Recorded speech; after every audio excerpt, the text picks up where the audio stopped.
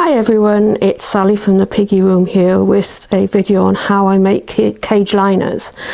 Now, first of all, I can't sew to save my life. I can't cut material in a straight line. So if I can do this, anyone can do this. And what I'm going to show you is how to make a cage liner similar to this one here. The advantage of a cage liner over just putting fleece, I think, is that it's much easier when you're changing the cage. You just pull it out in one piece and put a new one in.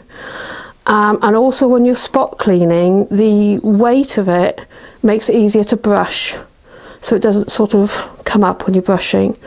So I always use cage liners now. Okay, this is what you'll need. 2 fleeces, either one patterned one and one plain one, or 2 different colours. The reason being, you need to know which way up your cage liner is, because the bed pads have a waterproof bottom to them, so you need to get them the right way up in the cage. I always put a pattern on the top and a plain one on the bottom, so whichever colours or patterns I've got, I always know which way they're up, which way is the correct way up. These 2 I've used before, and I know that they're big enough to make 2 cage liners, which put in together will cover a 5x2 cage. One is 125 centimeters by 150, and the other is 50 by 60 inches. I'm not sure quite how that works out when you translate inches to centimeters, but they're roughly the same size, enough to do what I need them to do. Next, you need some incontinence bed pads. I buy these on eBay in a pack of 2, and the 2 together will just cover a 5x2 cage nicely, so I don't have to cut them at all. If you've got a bigger or smaller cage, you'll either have to get different size bed pads that will fit, or cut them down to fit. I'm lucky I don't have to do any of that. Next, you'll need a measuring tape to measure the bottom of your cage, some pins, scissors, and hemming web. Now that might be called something different in other parts of the world, but basically it's a fabric which you put between whatever you want to sew, and then you just iron it and it seals those 2 fabrics together. I couldn't live without this stuff. I use it for everything. I forgot to say, instead of a bed pad, you can use a mattress topper, but I don't like them as much. They haven't got a waterproof backing, and they're a lot lighter, so again they're not so easy to spot clean, and basically they're not designed for the job. That's what the incontinence bed pads are for, so they do the job really well. Next, you will need an iron and some sort of cloth, an old cloth that you can get wet. I use a tea towel. If you have to measure and cut your bed pads to fit your cage, you're also going to need a marker pen and something with a straight edge. I use a piece of wood. Right, on with how I do it. Okay, first thing you need to do is put your fleece down on a flat surface with the top of the fleece against the table. Now that's very important, you get all these the right way round, otherwise it's just not going to work. So you put your fleece down with the top against the table. You can normally tell which way is the top and the bottom by which side has the seam from the hem, or find a label and that'll be on the back side as well.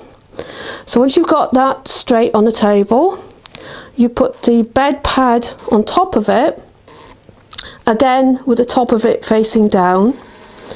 Leave about 1 inch around the sides, because you'll need that later.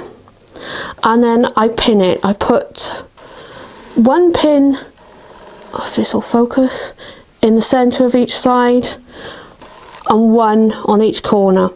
And again, you need to leave those, put them about 1 inch away from the edge of the bed pad. Once you've done that, you need to cut off any excess fleece. I normally put the bed pad into the corner so then you only have two sides which need cutting off. So that's what I'm going to do now, is cut off these two sides, leaving about an inch of fleece around them. It doesn't matter if it's not straight, as long as there's an inch all the way around. Okay, I'll be back in a second. Once you've cut off any excess fleece, move the fleece and bed pad onto your ironing board, and then you need to cut a strip of hemming web the length of your bed pad. So just lay it along the edge, and when you get to the end, cut it off there. I've already done that. And then you need to slip that under the edge of your bed pad, just under the edge. That's why I've put the pins an inch in, to allow you room to do that. Once you've got that under there, you need to get your cloth or tea towel, wet it, not dripping wet, just damp enough for the job, and spread that over your bed pad, covering the edges. Once that's done, get a very hot iron and hold it on the edge for about 20 seconds. And then just move it along, doing the whole edge. I normally go over it twice just to make sure it's stuck on firmly. Once you've done that, do that the same again exactly with the other three edges. Once you've done all four sides, remove all of the pins.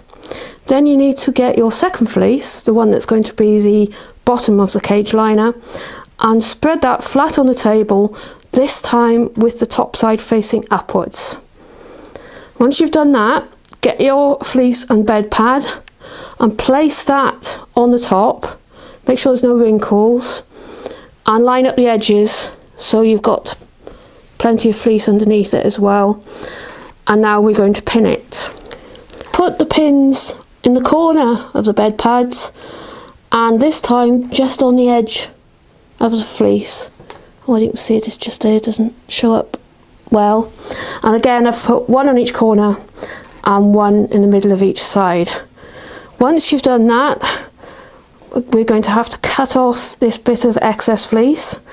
Again, I'm not bothering measuring or straight lines or anything. I'm just going to cut roughly along that edge so it's the same size as the top fleece. Once you've cut off that excess fleece, it's back to the ironing board. You need to get your hemming web again and put a strip all along the bed pad to the other end of the bed pad and cut it off there. Once you've done that, you tuck it under between the two fleeces, not going under the bed pad this time, but just up to the edge of it. I find this is where having the pins just on the edge helps. You can't put it too far in. So you put that all the way along, and then we're going to do exactly the same. Put the cloth over the wet cloth over the top and iron it. Then you do that with three sides only. The two long sides and one of the short ends. Do not do the fourth side. When you've done those three sides, remove all the pins again. Now, just to make it a bit tidier, I'm going to cut off any excess fleece. So I'll probably cut it somewhere about there, making sure I don't cut the hemming web off, which I've just stuck it together, or all fall apart. So I'll do that now. Right, I've trimmed off the excess fleece, just leaving a strip the width of the hemming web around the three sides. I haven't trimmed yet the side that we haven't stuck down. What I'm going to do next is put my hand inside here and turn the whole thing inside out. Okay, I've turned it the other way out and we're nearly finished. When you turn it inside out, make sure you get into the corners with your fingers and push them all out, because once we sew up that final side, you won't be able to do it. Okay, next what I'm going to do is put hemming web along here, along the final side, just against the edge of the bed pad. Okay, that's firmly stuck down. So I'm now just going to trim along the edge again, going to the edge of the hemming web to make it look a bit neater. Okay, that's done.